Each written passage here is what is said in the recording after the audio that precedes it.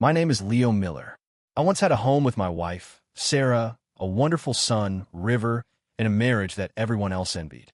I thought we'd be happy like that forever. It took 3 months. Just 3 months for my life to become a complete joke. The day we got divorced, Sarah looked at me with a hint of pity in her eyes. Leo, this is for the best. Just don't let River hate me. I nodded solemnly, picked up the pen, and signed my name. Then, I turned to my son, who was looking on with a bewildered expression, and gently stroked his head. Hey, buddy. Quick, say goodbye to the nice lady. Chapter 1. The look of saintly pity on Sarah's face instantly froze. Her beautiful eyes went wide as saucers, and her lips trembled, unable to form a single syllable for what felt like an eternity. Beside her, the top-tier divorce lawyer, the elite professional who had maintained a placid smile throughout the entire ordeal, dropped her Montblanc pen.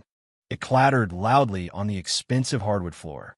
My son, River, is 6 years old, but he's wise beyond his years. He blinked, looked at me, then at Sarah, and said in his sweet little kid voice, laced with the perfect amount of confusion, "Daddy, didn't you say this was Mommy?" I sighed, crouching down to his level. I spoke in a tone that was both heartbroken and firm. Son, you have to remember, Mommy loves you.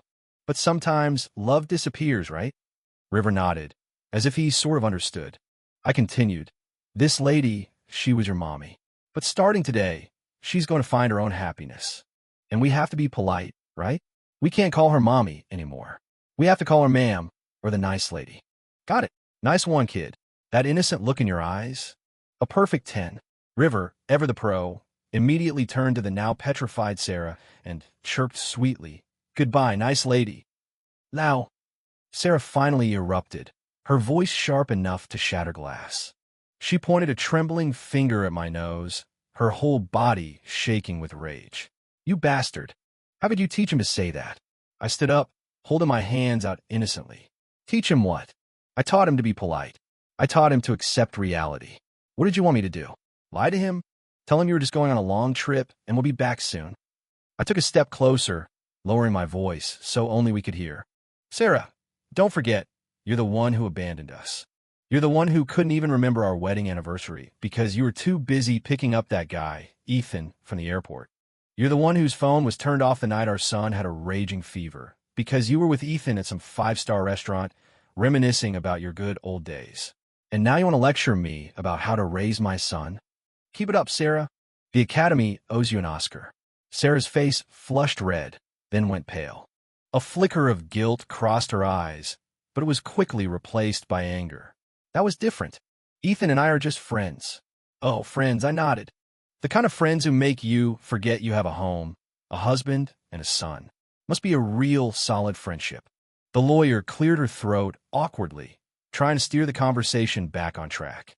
Mr. Miller, Ms. Peterson, regarding the division of assets, I'll walk away with nothing. I cut her off. The house, the cars, the savings, it can all go to Sarah. I just want my son. Sarah was stunned again. She probably expected me to drag this out, to fight tooth and nail over every last cent. She never imagined I'd give it all up so easily. She stared at me, her expression a mix of guilt, confusion, and a sliver of relief. Leo, don't get the wrong idea. I gave a cold smile. It's because it's all tainted. Everything you've touched. I find it disgusting. With that, I took River's hand and walked toward the courthouse doors without a second glance. Come on, buddy. Dad's taking you to get McDonald's. Yay. Can I get the biggest Happy Meal they have? Behind us, I could hear Sarah's muffled sobs and the lawyer's frantic attempts to console her. Stepping outside, the sunlight was blinding. River looked up at me. Dad, are we really not going back to the big house? All my Marvel action figures are still there. I ruffled his hair. Out with the old, in with the new. Dad will buy you even better ones. So, do we really have to call her the nice lady from now on? I knelt and looked him in the eye. River, listen to me. She's the one who didn't want us anymore. We're not going to cry, and we're not going to throw a fit. That would be pathetic. We're going to live a better life than ever before, just to spite her. River clenched his little fist and nodded emphatically. Okay, we'll spite the lady who ran off with another man. Attaboy. He's a natural. We high-fived like two generals who had just won a major battle. Just then my phone buzzed. It was a text from Sarah. Leo, You're going to regret this. I'm not giving up on custody of River. I snorted and shoved the phone back in my pocket. Regret?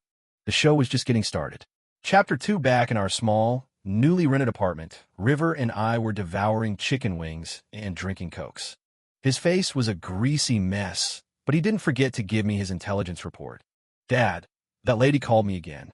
What did she say? She asked if I missed her, if I wanted to come home. And she said that Mr. Ethan guy bought me the new Lego Star Wars Millennium Falcon.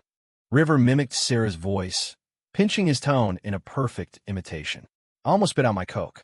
All right, so she's starting her campaign of bribery, trying to corrupt my top soldier. And what did you say? I asked, intrigued. River put down his wing, wiped his hands, and said with a serious expression, I said, Ma'am, thank you for the offer. But my dad says you don't accept gifts for no reason. Besides, I could buy my own Legos. My dad just got paid. I patted his shoulder, filled with pride. Well done, son. You've got integrity. Of course. He puffed out his little chest. Then I said, Ma'am, you and my dad are divorced now, so you probably shouldn't call me so much anymore. My teacher says it's important to have good boundaries. Puffed. This time I really did spray my Coke. Boundaries? Where did you learn that? From a cartoon. The evil queen was trying to tempt the king, and that's what the good queen told her. I was laughing so hard I couldn't breathe. I gave River a huge thumbs up. That's my boy, going straight for the jugular. Everywhere dagger. On the other end of the line, Sarah's face must have been turning green. Sure enough, a few minutes later, my phone rang. It was Sarah. I cleared my throat, answered, and said in a flat tone, Hello. Now, what on earth have you been teaching River? Sarah's voice was shrill with rage. I'm teaching him to study hard, be a good person, and contribute to society. What's the problem?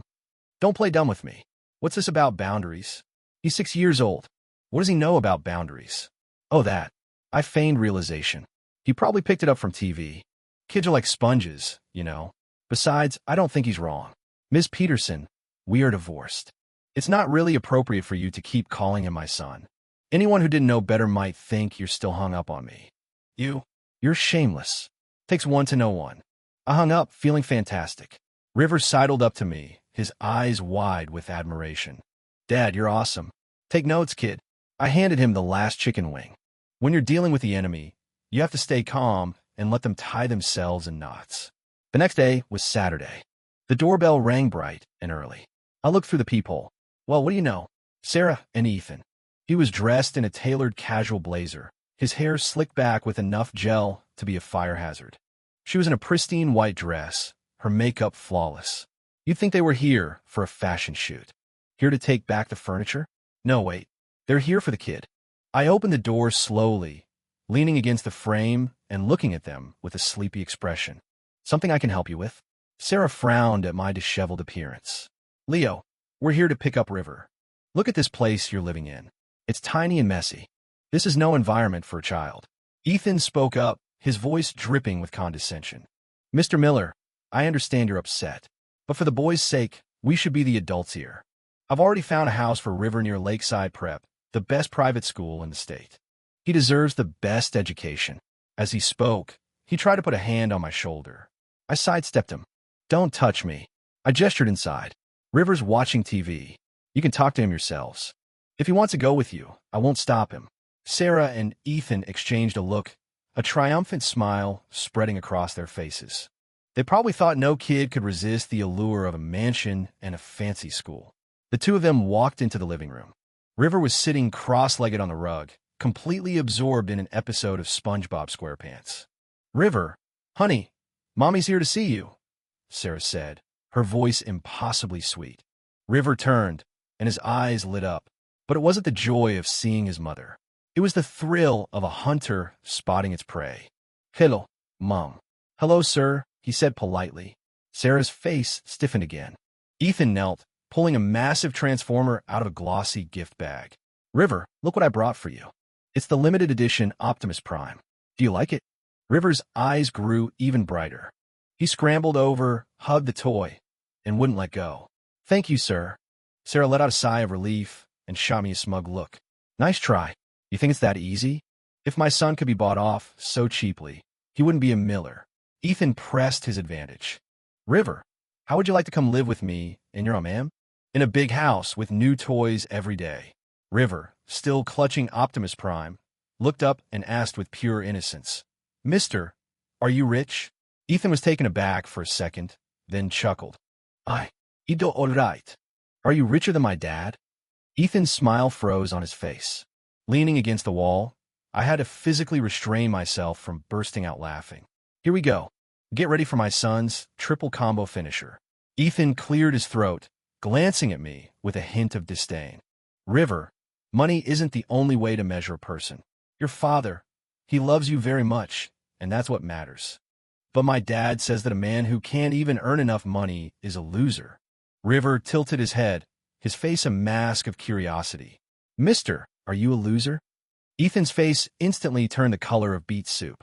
Chapter 3. The silence in the room was deafening. Sarah's face was a kaleidoscope of emotions. She quickly tried to smooth things over. River, don't be rude. You can't talk to Mr. Vance like that. River's lower lip jutted out in a pout. But I'm not being rude. That's what Daddy taught me. He turned to look at me and asked loudly, Daddy, didn't you say that a man who can't provide for his own wife and kids is a loser? I rubbed my nose and answered with a straight face, Yep, I did. It's a house rule. Nice pass, son. Dad is proud to take credit for that one. Sarah looked like she was about to lunge at me. Ethan's expression could no longer be described as just unpleasant. It was a twisted mess of humiliation, rage, and disbelief. He took a deep breath, clearly trying to maintain his composure, and forced a smile that looked more like a grimace. River, your dad was just joking with you. Look, I drove a really cool sports car here today. How about I take you for a spin? He was trying to win back ground with material possessions. River's eyes lit up again. A sports car? Is it a Ferrari or a Lamborghini? Ethan's expression relaxed slightly, a hint of pride creeping into his voice. It's a Porsche 911, the latest model. Wow, River exclaimed. Then he hugged the limited edition Optimus Prime, ran over to me, and shoved the toy into my arms. Here, Dad, you hold this. I'm just going to go for a quick ride in the loser uncle's car, and then I'll be right back. Loser uncle. I could see a vein throbbing in Ethan's temple. He looked like a pressure cooker about to explode. Stifling my laughter, I patted River's head. Go ahead, buddy. Be safe. Try not to give the man a heart attack. Sarah finally snapped. She rushed over and grabbed River's arm. That's enough. Leo, you've gone too far. You're ruining him. I'm ruining him? I scoffed. Sarah, you show up at my place with another man, driving a sports car and waving expensive toys around, trying to buy my son away from me, his newly divorced father. And you call that looking out for his best interests? Sarah was speechless. Let me tell you both something, I said, my smile vanishing and my eyes turning cold. You want to take River? Fine. Let's go to court. I don't have money or connections, but I've got nothing to lose. I'd love to see who a judge would side with. The mother who abandoned her family for a new love, or the father who, despite being poor, at least understands the meaning of responsibility. My voice wasn't loud, but every word hit them like a nail. Ethan's face changed completely. He was a man who cared about his image, his reputation.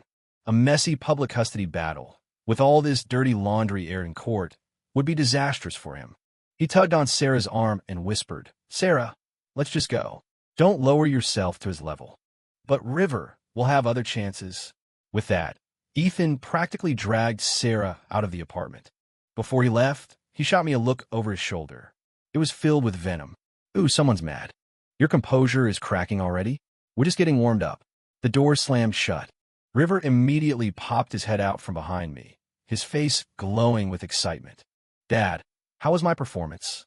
Academy Award-worthy. I swept him up into a hug and gave him a big kiss. Especially that loser uncle line. That was a stroke of genius. River giggled. So, can I play with the Optimus Prime for a couple of days? Confiscated. I put on a stern face. That was a bribe from the enemy. We're soldiers in a revolution, and we don't touch their sugar-coated bullets. Oh, he looked down, disappointed. However, I said, my tone shifting, to reward you for your outstanding performance today, Dad is going to take you to buy something even cooler. The Godzilla vs. Kong collector's set. Yay, Dad, you're the best. Seeing the pure joy on my son's face, a warmth spread through my chest. Sarah, Ethan, You think this is over? No, this is just the beginning. I'm going to teach you the true meaning of the phrase, be careful what you wish for. You want a peaceful, happy life? I'm going to make yours a living hell. Chapter 4 Monday was the kindergarten's annual field day. I took the day off work, put on a tracksuit, and marched onto the school grounds with River, both of us feeling like champions. Unsurprisingly, I spotted them in the crowd immediately. Those two shining beacons of privilege, Sarah and Ethan. They were decked out in expensive, matching athleisure wear from some obscure European brand. Standing among a sea of parents in regular school spirit t-shirts, they stuck out like a pair of sore thumbs. What? Are you guys here for the Olympic opening ceremony? Sarah's face darkened when she saw me. She grabbed Ethan's arm and started to walk toward me. But Ethan stopped her, whispering something in her ear. A moment later, they both plastered on friendly smiles and approached us. Leo, what a coincidence, Sarah said, starting the conversation. Not a coincidence. My son goes to school here. I'm here for field day. It's called being a parent, I replied flatly. Ethan crouched down, trying to get on River's level. River, I'm here to cheer you on today. River just glanced at him and shuffled behind me. Ethan's smile faltered. The parents around us started whispering. Isn't that River Miller's mom? Who's that guy with her? I heard that's her new boyfriend. Left her husband for him. Wow, he looks the part, but what a scummy thing to do. Sarah's face was burning. She looked like she wanted the ground to swallow her whole. Can't handle the heat? We're just getting started. The first event was the three-legged race. River and I were perfectly in sync, leaving everyone else in the dust. As we crossed the finish line, River screamed with excitement, Dad, we're number one. I lifted him high into the air, both of us grinning like idiots. In my peripheral vision, I saw Sarah and Ethan standing off to the side, their faces grim. Ethan, probably trying to impress Sarah, signed up for the next event, the parents' tug-of-war. He was on the adult team. Watching him take off his jacket to reveal his meticulously sculpted gym bro muscles and shoot Sarah a confident smile, I almost threw up. Keep posing, pretty boy. You'll be crying in a minute. I casually wandered over to the opposing team, where a group of burly-looking dads were warming up. Hey guys, I sidled up to them, speaking in a conspiratorial whisper. You want to win this thing? Duh, one of them grunted. See that pretty boy in the white shirt over there? I pointed at Ethan. He's kind of infamous around here. Total pushover. All show, no go. The dads looked at each other, confused, then burst out laughing. For real? Absolutely, I said, making it up as I went along. His wife couldn't stand it. She left him for another guy. Sorry, guys. For the sake of victory, I have to sacrifice your common sense. The match began. When the whistle blew, our side pulled with the force of a freight train. The other team, which should have been evenly matched, seemed to be struggling. Especially Ethan. His face was beet red, veins popping in his neck, but the rope kept inching toward our side. The dads on my side started shouting as they pulled.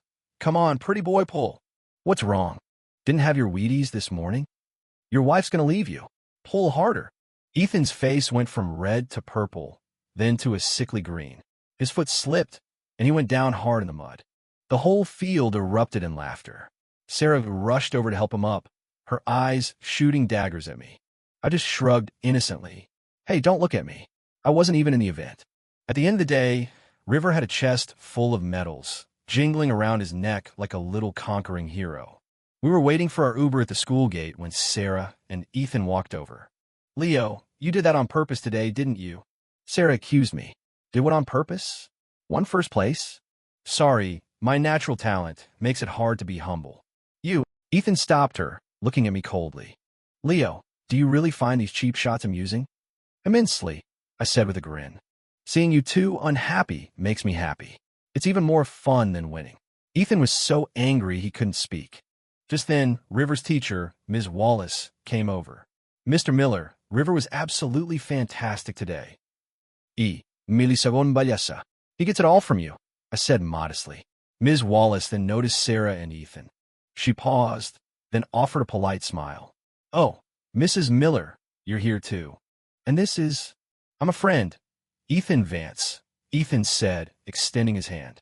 Ms. Wallace shook it briefly, then turned back to Sarah. Actually, I'm glad I ran into you. I wanted to follow up on your request from last week. You asked me to give River some extra praise in class, saying he might be emotionally unstable because of the changes at home. Sarah's face paled. "Ms. Wallace," the teacher continued, ignoring her. "But I really don't think it's necessary. River's doing great. He's actually been more cheerful and outgoing than before. And his father has been amazing. He plays games with him every day, reads him stories, and they went to the science center last weekend. I think a loving and supportive environment is more important than anything else." Ms. Wallace finished, gave me an approving nod, and walked away. She left Sarah and Ethan standing there in a puddle of awkwardness. The other parents nearby were now looking at them with even more disdain. Sarah's eyes welled up with tears. I looked at her, feeling nothing. "Hurts, doesn't it? Should have thought of that before." I took River's hand and hailed a cab. "Let's go home, champ. You got it." As the car pulled away, I saw them in the rearview mirror, still standing on the curb. Ethan's face was stone cold, and Sarah was wiping away tears. The sight was absolutely delicious. Chapter 5 life went on, a strange mix of the mundane and the absurd. My little world with River was filled with goofy, happy moments. Sarah and Ethan's world, on the other hand, had devolved into a never-ending sitcom of failures. The harder they tried to project an image of happiness, the more spectacularly they embarrassed themselves. For example, in an attempt to showcase his caring and approachable side, Ethan volunteered to pick River up from school. He parked his flashy Porsche right in front of the kindergarten, drawing a crowd of onlookers. He leaned against the car door, sunglasses on, trying to look cool. The end result was that the school security guard mistook him for a potential child abductor and nearly dragged him to the police station. I was the one who had to go rescue him after getting a call from Ms. Wallace. When I arrived, Ethan was surrounded by a group of concerned parents, looking like he wanted to die. "It's a misunderstanding, everyone, just a misunderstanding," I said, apologizing to the guard and the parents before walking over to Ethan and patting his shoulder. "Mr. Vance, it's a nice thought, but maybe don't drive such a flashy car next time. It can cause a bit of a scene. We're all simple folks around here, not used to such things." My comment made the other parents eye him with even more suspicion. "Showing off your wealth? Trying to buy our kid? Get lost." Ethan's face was as dark as thunder. Then there was Sarah. Trying to mend her relationship with her son, she spent a fortune on 2 VIP tickets to Disneyland, wanting to take River for a day. She called me, her voice uncharacteristically gentle. "Leo, are you free this weekend? I got Disneyland tickets, and I'd like to take River." "Nope, we're busy," I said flatly. "What?" "We're going to the regional qualifiers for the National Youth Robotics Competition." I lied without missing a beat. "What?" Sarah was stunned. "Oh, I forgot to tell you. River has a real knack for programming robots. We've already put a team together. We're aiming for the national championship. You'll never check, so I can say whatever I want." The other end of the line went silent. I could picture Sarah's shocked expression. In her mind, River was still just a little kid who watched cartoons and played with action figures. She had no idea that over the past 2 months, I had taken him to every science center and museum in the city, enrolled him in a beginner's coding class, and helped him build his first crude robot model out of cardboard boxes and bottle caps. After hanging up, I looked at River, who was happily building a Lego robot in the living room. My heart felt full. "Sarah, you didn't just lose a husband. You missed out on your son's growth, the sparkle in his eyes, his every small achievement and moment of wonder. No amount of money or Disneyland tickets could ever buy that back." That weekend, River and I did go to a robotics competition hosted at a local mall. It was a far cry from the Nationals, but my son had the time of his life. He controlled his creation, KingBot 1, as it rampaged across the arena. He was eliminated in the first round, but his face was flushed with excitement. On our way home, we passed a movie theater, and by some twist of fate, I saw them, Sarah and Ethan. They were just coming out of VIP screening. Ethan was holding a giant bucket of popcorn, and Sarah was snuggled up against him, laughing sweetly. For a second, I felt a sharp pang in my chest. Damn it, that still stings a little. River saw them too and tugged on my sleeve. "Dad, it's that lady." I took a deep breath, about to turn and walk away. But River wriggled free from my grasp and darted toward them. "Mom!" His clear voice echoed through the theater lobby. Sarah and Ethan both turned around. Sarah's smile vanished when she saw River. "River, what are you doing here?" River ignored her and ran straight up to Ethan. He tilted his head back and asked innocently, "Mister, did you get a new car?" Ethan was confused. "No, it's still the same Porsche." Oh, River drew out the word, then turned and shouted back toward me, "Daddy, this uncle is so poor. He only has one car." Me, the surrounding crowd. Ethan's face transitioned from white to red to a deep shade of purple in a matter of seconds. I saw the hand holding the popcorn bucket start to tremble. Sarah scrambled to explain. "River, don't say that. Mr. Vance has lots of cars." "Really?" River tilted his head. "But my dad told me that really rich guys drive a different car for every day of the week. This uncle has driven the same car lots of times. Is he going broke?" "Son, what trashy novel did you get that from?" "But still, brilliant." I fought back a laugh, walked over, and scooped River up. "He's just a kid. You know how they say the darndest things." "Mr. Vance, Miss Peterson, please don't mind him." I was apologizing, but I couldn't wipe the grin off my face. "We have to get going. You two enjoy the rest of your evening." I walked away with River in my arms, Ethan's murderous glare and Sarah's utter mortification burning a hole in my back. As soon as we were out of the theater, River whispered in my ear, "Dad, how did I do?" "Spectacular." I gave him a thumbs up. "Extra toppings on the pizza tonight." "Yes." What I didn't know was that some random bystander had recorded the whole exchange and posted it to our neighborhood's Facebook group. The title of the post was, "You won't believe this. Porsche driver gets financially roasted by a 6-year-old. Might be on the brink of bankruptcy." Chapter 6. The neighborhood Facebook group exploded. My neighbor Mike, who usually just lurked, immediately sent me a screenshot, followed by a dozen fire emojis. "Leo, your kid is a legend." I lay on the sofa, scrolling through the comments and roaring with laughter. At Sarah's ex-husband, "You gotta tell us, what kind of stand-up specials did you raise this kid on?" "Dude, they're divorced." "He's the ex-husband." "Whoa, for real? Who's the new guy? He looks like a total poser." "That's the Porsche guy. He's always cruising around the neighborhood, making sure everyone sees him." "LMAO, he only has one car." "That's a savage burn." I read the best comments out loud to River. He beamed, puffing out his chest like a little superhero. "Well, so much for Ethan's elite professional image. In our neighborhood, it's officially destroyed. I can already picture it. For the foreseeable future, he would be the community's #1 object of ridicule." The next morning, I was taking River to kindergarten. As we reached the entrance to our neighborhood, I saw Ethan's car parked on the side of the road. He didn't get out, just rolled down the window and gestured for me to come over. I told River to go on ahead into the school, then walked over to the car. "What do you want?"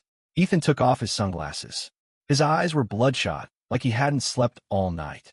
"Leo, we need to talk," he said, his voice hoarse. "We have nothing to talk about."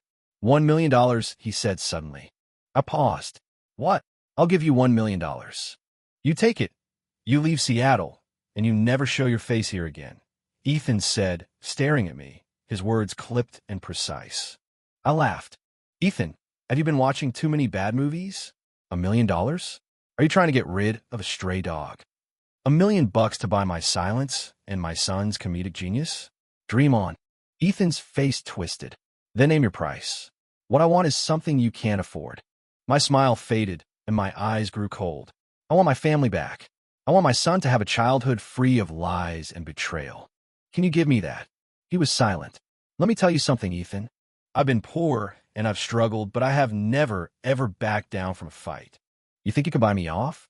You've got another thing coming." "Don't push me," he said, a threat lacing his tone. "Oh, what are you going to do? Hire some thugs to beat me up? Sabotage my job?" I leaned in closer, lowering my voice. "Go ahead and try. I'm just a guy with nothing to lose. But you're different. You're a respectable man, aren't you? The more you mess with me, the louder I'll shout about your dirty little secrets. Let's see what's more important, the reputation of an elite professional like you, or the life of a divorced deadbeat like me." Ethan's fists were clenched, so tight his knuckles were white. He stared at me, his eyes practically shooting flames. But in the end, he unclenched his fists and slammed one of them on the steering wheel. "Leo, what the hell do you want?" he roared. "I don't want anything," I said, stepping back and resuming my nonchalant demeanor. "I just want to live my life in peace. You two are the ones who keep showing up and causing trouble. Stay away from me and my son. Otherwise, next time, It won't just be a little embarrassment on the neighborhood Facebook group. I turned and walked away without another word. I knew that this conversation had torn away the last shred of civility between us. Ethan was furious. He would start using more aggressive tactics against me now. And that was exactly what I wanted. Bring it on. Let the storm rage. Sure enough, that afternoon, I got a call from my manager. Hey, Leo, that West Side development project you're on, we're going to have to put on hold for a bit. Why? I thought everything was going smoothly. Well, it's a request from the client, my manager said, sounding apologetic. They have a new executive overseeing the project. A Mr. Vance. I smirked. Well, that didn't take long. Okay, I get it, I replied calmly. After hanging up, I didn't feel a shred of panic. In fact, I was excited. So, Ethan, you're finally coming after my job. You think you can make me bend by threatening my livelihood? You're so naive. You have no idea how long I've been preparing for this day. I opened my laptop and logged into an old, rarely used email account. There, sitting in the inbox, were several unread emails. The sender was one of Ethan Vance's former business partners from the United States. Chapter 7, I spent the entire evening poring over those emails. The contents were even juicier than I had imagined. Ethan's whole elite international professional persona was a carefully constructed lie. His company in the U.S. had gone under due to shady business practices and anti-competitive behavior. He'd been forced out by his partners and was saddled with a significant amount of debt. His triumphant return to the States wasn't a victory lap. It was a retreat. He was here to hide from his problems and find new money to scam. The company he was working for now had fallen for his act hook, line, and sinker, thinking they'd hired a titan of industry. This guy isn't the one that got away. He's a bona fide con artist. I compiled all the information, anonymized it, and sent it in a neat package to a few financial journalists and several influential business accounts on Twitter. The subject line was pure clickbait. Massive scandal. Elite executive exposed as a fraud. The shocking truth behind Mr. versus House of Cards.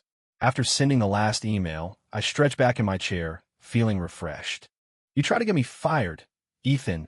I'll burn your entire past to the ground. Let's play. The next day, I went to work as if nothing had happened. My manager called me into his office, looking deeply uncomfortable. Leo, about this situation, maybe you should take some vacation time? Let things cool off. No need. I smiled. Don't worry, sir. This whole thing will be resolved very soon. He looked at me like I was delusional. That afternoon, the story started to break. A few smaller financial blogs were the first to publish the exposé on the mysterious Mr. V. At first, nobody paid much attention. But as the evidence, most of which I provided in the form of publicly available court documents and news articles, was laid out, the narrative began to shift. More and more prominent journalists and media outlets started to pick up the story. Executive scandal, Ethan Vance fraud, Porsche loser exposed. The hashtags exploded, quickly trending on Twitter.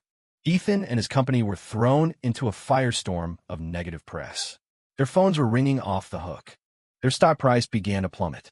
I sat at my desk, pretending to work while scrolling through the news on my phone, a giddy feeling bubbling up inside me.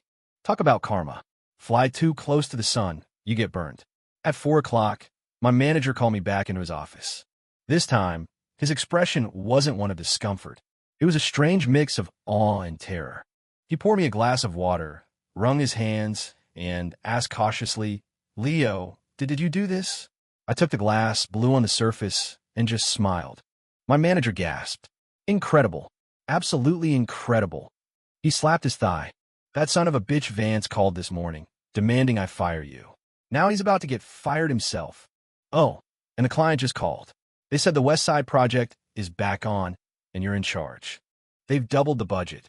I set down the glass and said calmly, good to know. How the tables have turned. I wonder how you're feeling right now, Ethan. Like your whole world is crashing down?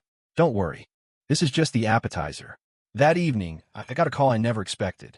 It was Sarah's mother, my ex-mother-in-law. Leo, it's Mom, she said, her voice heavy with exhaustion. Hello, Catherine. Is everything okay? I asked, my tone polite but distant. Are you free tonight? Could you bring River over for dinner? I was stunned. Ever since Sarah and I started having problems, her parents had firmly sided with her, treating me with nothing but cold disdain. What was going on? Is this a trap? No, from her tone, It sounded more like she's begging. What's wrong, Catherine? Did something happen?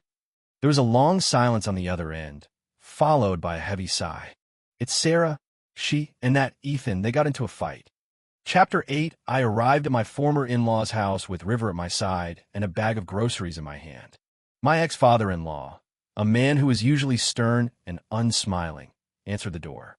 Today, he managed a pained, awkward smile. Leo, you're here. Come on in. The atmosphere in the living room was thick with tension. My ex-mother-in-law, Catherine, was sitting on the sofa, her eyes red and swollen. Sarah had locked herself in her old bedroom and refused to come out. David, Catherine, I said, nodding to them. River dutifully chirped, Hi, Grandpa. Grandma. The moment Catherine saw River, the tears started flowing again. She pulled him into a tight hug. Oh, my sweet boy. Grandma has missed you so much. I had a pretty good idea of what had happened. With Ethan's downfall, Sarah had undoubtedly become collateral damage. Catherine, what's going on? I asked, feigning ignorance. She sighed and, in broken sentences, told me the story. After Ethan's scandal became public, Sarah was also targeted. The whispers from relatives, the gossip from co-workers, it had all pushed her to a breaking point. She went to confront Ethan, to demand an explanation. But Ethan, already overwhelmed by his corporate and financial problems, lost his temper. They got into a massive argument. He blamed Sarah for everything, calling her bad luck and saying he never should have come back to the States for her. He even blamed her for the harassment from me and River, saying she should have handled her divorce better. Sarah, furious, slapped him. In response, Ethan shoved her.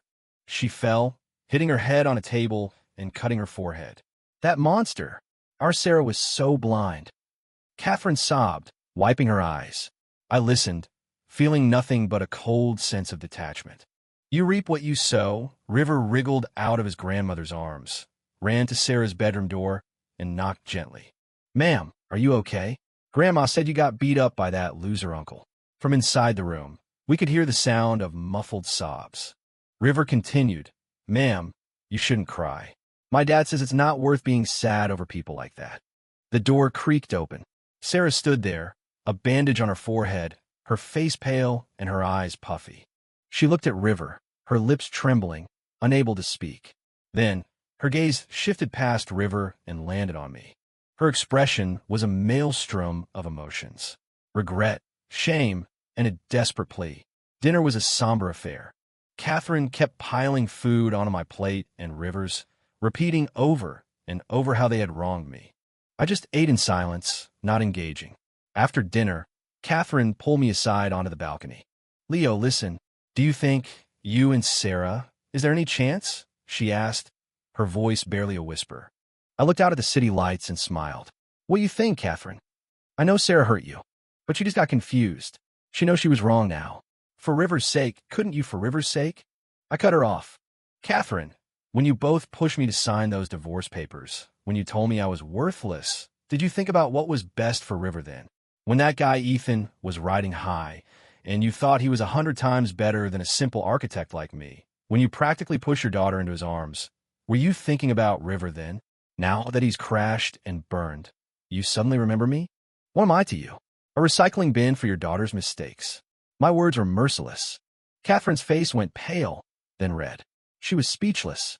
Catherine, you can't unbreak a mirror. Sarah and I are never getting back together. I only came today out of respect for you as River's grandparents. From now on, I think it's best if we keep our distance. With that, I went back inside and got River. Buddy, say goodbye to Grandma and Grandpa.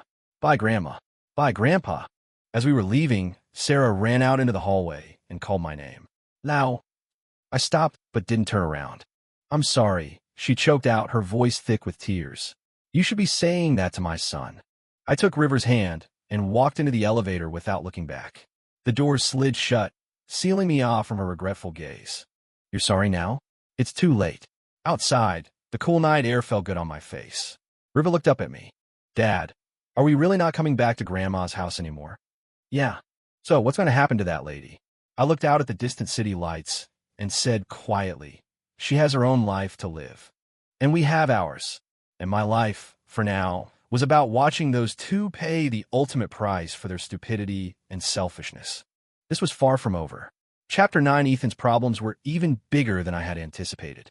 Not only was he suspended from his job, pending an internal investigation, but he was also being hounded by several creditors who had cornered him outside his office building. The once dashing international professional had become a common pariah. All of this information was being live-fed to me by my informant, my neighbor Mike, via the neighborhood Facebook group. The hottest topic in the group was now the downfall of the Porsche pushover. Sarah, meanwhile, had quit her job, apparently unable to stand the sideways glances and whispers from her colleagues. She spent her days locked in her room, crying. Catherine called me several more times, begging me to go see Sarah, to be the bigger person. I refused every time, using the excuse that I was busy with work. Me play the saint? No, thanks. I'm too busy enjoying the show. Today was the 30th wedding anniversary of Sarah's parents. In previous years, they would have thrown a huge party at a hotel. This year, because of all the recent drama, they were just having a small dinner at home. Catherine called me, her voice pleading, asking me to bring River over. She said it would mean the world to his grandparents. I thought about it for a moment, then agreed. How could I miss the season finale? I went to the mall and bought a nice gift for them. Then, with River in tow, I showed up at their door right on time. To my surprise, Ethan was there. He had lost a lot of weight. His eyes were sunken, his hair was a mess, and the arrogant swagger was gone. He looked like a defeated stray. When he saw me, a flicker of hatred and fear crossed his eyes. Sarah sat next to him, her head down, refusing to look at me. The atmosphere at the dinner table was so awkward you could cut it with a knife. David tried to make small talk, but the conversation died after a few sentences. Only River seemed unaffected, happily eating and drinking. Halfway through the meal, Ethan suddenly stood up. He raised his glass and bowed deeply to Sarah's parents. David, Catherine, I'm so sorry. This is all my fault. I've dragged Sarah into my mess and ruined your family's peace. His dramatic gesture seemed to catch the older couple off guard. I promise you, I will get through this crisis. And when I'm back on my feet, I will give Sarah the wedding of her dreams. I will make her the happiest woman in the world. He spoke with such passion that a glimmer of hope returned to Sarah's eyes. Wow, he's still making promises? He's really committed to the gaslighting, isn't he? I sipped my juice, watching his performance with amusement. After his speech, Ethan turned to me. Leo, I know I was wrong in the past. I apologize to you. He actually bowed to me. I hope, for Sarah's and the boys' sake, that you can forgive me. From now on, let's just stay out of each other's lives. I raised an eyebrow. Is he surrendering? Doesn't seem like his style. Before I could say anything, River spoke up. Mister, are you broke? He asked, his mouth full of chicken. A muscle twitched in Ethan's jaw. My dad says that men only act nice when they have no other choice.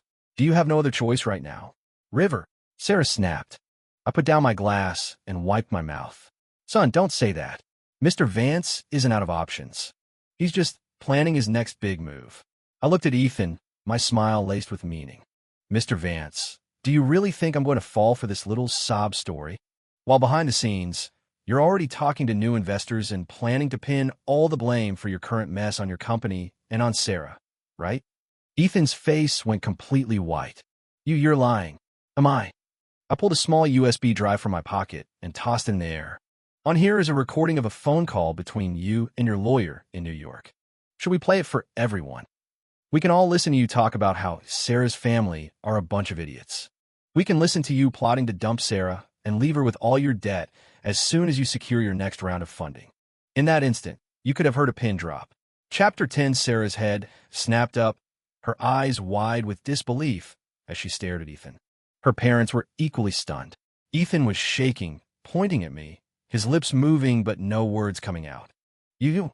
Me what? I stood up and walked slowly toward him. Surprised I have this? You must have forgotten how long your flashy Porsche was parked in front of the kindergarten that day you were mistaken for a kidnapper. And you must have forgotten that my son has an Iron Man watch with a voice recorder, didn't you?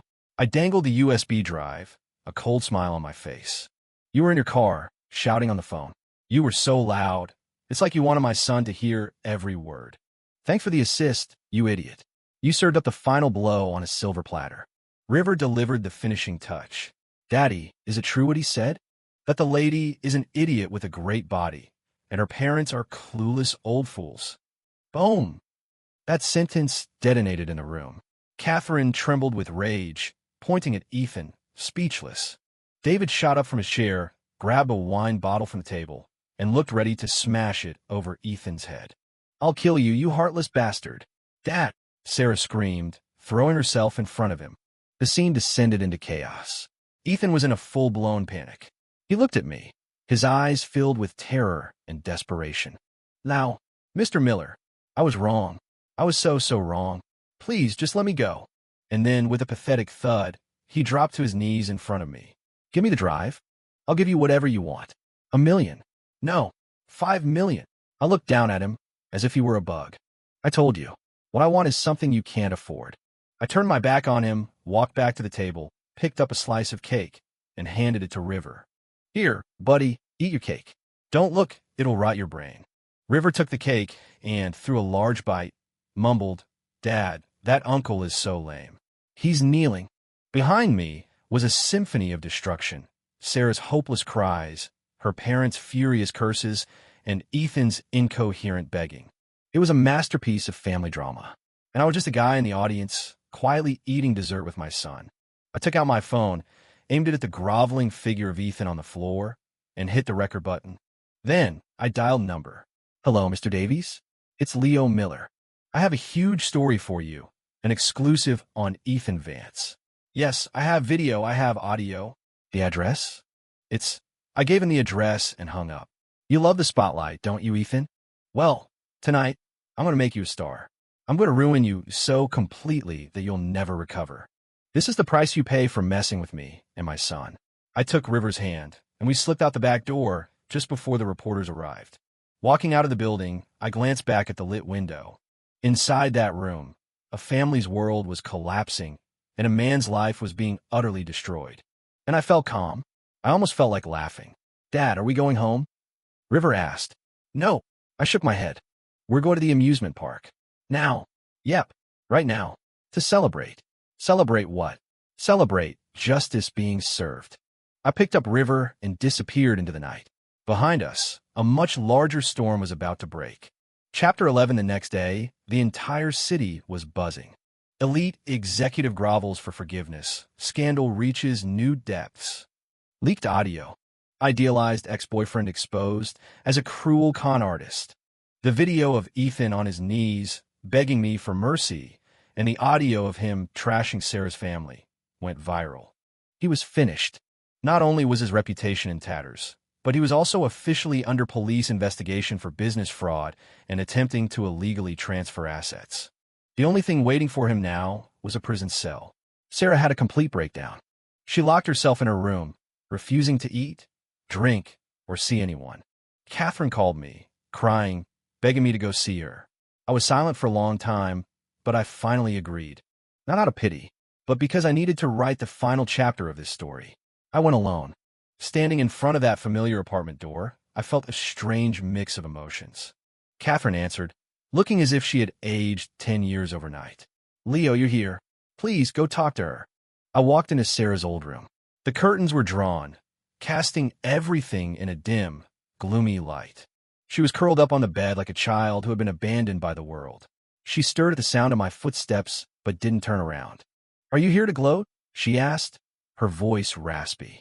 "Yes," I said, not denying it. Her shoulders began to shake violently. "Leo, I was wrong. I was so wrong." She finally broke down, sobbing uncontrollably. "I never should have been so stupid. I never should have trusted him. I never should have left you and River." I listened quietly, offering neither comfort nor condemnation. When her tears subsided, I spoke slowly. "Sarah, do you know what your biggest mistake was?" She looked up, her eyes swimming in tears. "Your mistake was that you never truly loved anyone, including yourself. You were in love with a fantasy of perfect love. Years ago, you thought I was the one who could give you a stable life, so you chose me. Then Ethan showed up, dazzling and successful, and he fulfilled your fantasy of romance and excitement. So you threw me away. You didn't love either of us. You just chose different props at different times to decorate your sad, hollow life." My words were like a knife, twisting in her heart. Her face went ashen. She couldn't say a word. Leo, can we go back? She asked, mustering her last ounce of strength. I laughed. Sarah, look at yourself. Do you really think you deserve to be River's mother right now? You can't even manage your own life. What can you possibly offer him? How could you teach him anything? She collapsed back onto the bed, completely defeated. I stood up and walked to the door. Live your life, Sarah, for your parents and for yourself. And from now on, stay out of my life and River's. I opened the door and walked out, not looking back. Stepping out of the building, the sun felt warm on my skin. I felt lighter than I had in years. All the anger, all the resentment, in that moment, it all just evaporated. I could finally, truly, let go of the past and start anew. My phone rang. It was a video call from River. Dad, when are you coming home? Ms. Wallace said she's taking us out for a big dinner. On the screen, standing next to River, was a woman with a radiant smile. It was his teacher, Rachel Wallace. She looked a little shy as she smiled at the camera. Mr. Miller, I wanted to thank you for your help at field day. I'd love to treat you and River to a meal. I looked at her bright smile, and something stirred inside me. Is this the new beginning? I smiled back. I'd love that. I'm on my way. Chapter 12 Life finally settled into the calm, happy rhythm it was always meant to have. Rachel Wallace and I started spending time together as friends. We would take River to the park, to the science center, to grab food from a food truck. She was a kind, gentle person, and the way she looked at River was filled with genuine affection. River adored her, always chattering away, Ms. Wallace this, Ms. Wallace that. Sometimes, watching the two of them chasing each other ahead of me, the sunlight catching in their hair, I'd get a strange feeling, as if we were already a family. Whoa, slow down, Leo. Don't get ahead of yourself. She's just being friendly. One Saturday, we made plans to go for a picnic in the country. I was in charge of the food, and Rachel was picking up River. When I arrived at the park entrance with my cooler and bags, I saw someone unexpected standing next to Rachel. Sarah. She looked better than the last time I'd seen her, but she was still frail. She saw me and immediately looked away, shifting her feet nervously. River stood between them, looking from one to the other, his little face a mask of confusion. What's going on? I asked as I walked up, my brow furrowed. Rachel looked uncomfortable. Leo, I was picking River up when we ran into Sarah. She said she wanted to spend a little time with him alone. I looked at Sarah. What do you want? Sarah took a deep breath and met my gaze. Leo, I'm leaving Seattle next week. I just wanted to see River one last time before I go. I was taken aback. Where are you going? To a small town down south. My mom has a distant cousin there. I'm going to start over. When she said it, there was no bitterness in her voice, only a quiet resignation. I was silent. Sarah knelt, taking River's small hands in hers, her eyes welling up. River, Mommy has to go away. I need you to listen to your father and be a good boy in school, okay? River just looked at her, not saying a word. I'm sorry. Mommy was wrong. I never should have left you. She broke down, unable to continue. After a long moment, River spoke softly. Are you coming back? Sarah shook her head. I don't know, honey, but I'll always be thinking of you. She pulled a small Iron Man action figure from her pocket and pressed it into his hand. This is the last gift Mommy can give you. From now on, you have to take good care of yourself. She stood up, gave me one long, complicated look, then glanced at Rachel, her expression unreadable. Then, she turned and walked away without looking back. Watching her lonely figure disappear, I didn't know what to feel. River stood there, clutching the Iron Man toy, his head bowed. Rachel watched him, her face full of concern. I walked over, knelt, and ruffled his hair. You sad, buddy? River shook his head, then nodded. He looked up, his eyes shining with unshed tears. Dad, is she still my mom? I looked him straight in the eye and answered honestly. Yes, she will always be the woman who gave birth to you. Nothing can ever change that. But she made a mistake, and she needs time to fix it. And we have to start our new life now. River nodded, as if he understood. He squeezed the Iron Man toy tightly in his hand, then looked up at Rachel and broke into a brilliant smile. Ms. Wallace, let's go have our picnic. My dad makes the best sandwiches in the whole universe. Rachel smiled back, taking his hand. Okay, let's go. The sun shone down on them as they walked hand in hand. I stood behind them, watching their two figures, one large and one small, and a sense of clarity washed over me. He was right. You always have to look forward. You have to say goodbye to what's wrong to make room for what's right. I hurried to catch up, walking on Rachel's other side. Rachel. She said, turning to me, her eyes sparkling in the sun like two bright stars. You don't have to call me Mr. Miller anymore. You can call me Leo. She paused for a second, then broke into a beautiful smile. Okay, Leo. In that moment, the breeze was gentle and the sun was perfect, and I knew that my new life was just beginning.